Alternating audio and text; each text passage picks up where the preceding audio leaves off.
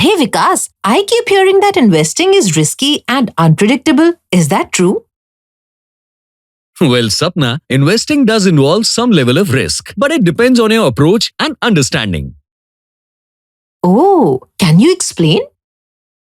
Sure, market fluctuations are natural, but they don't necessarily mean losses. With a long-term strategy, those ups and downs tend to even out, giving you potential growth over time. So, if I stay invested for the long term, the risks are less concerning.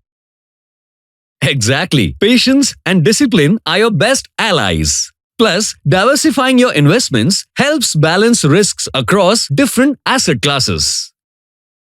That makes sense. Thank you, Vikas.